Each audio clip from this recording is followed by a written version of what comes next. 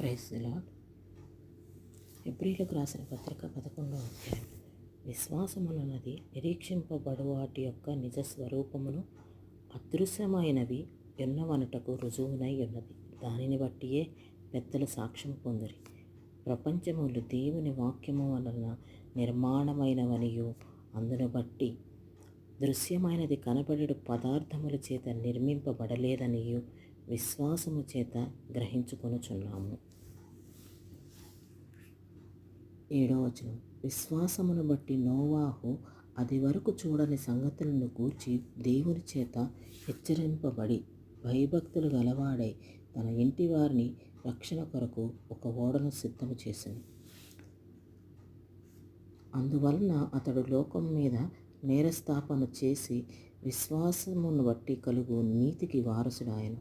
అబ్రహాము పిలువబడినప్పుడు విశ్వాసమును బట్టి ఆ పిలుపుకు లోబడి తాను స్వాస్థ్యముగా పొందునయున్న ప్రదేశమునకు బయలువెళ్ళి మరియు ఎక్కడికి వెళ్ళవలెనో అది ఎవరు గనక బయలుదేరి వెళ్ళెను.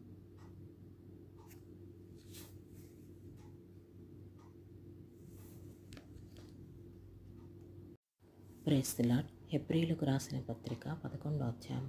విశ్వాసమునది నిరీక్షింపబడు వాటి యొక్క నిజ స్వరూపమును అదృశ్యమైనవి ఉన్నవనుటకు రుజువునై ఉన్నది. దానిని బట్టియే పెద్దలు సాక్ష్యము పొందిరి.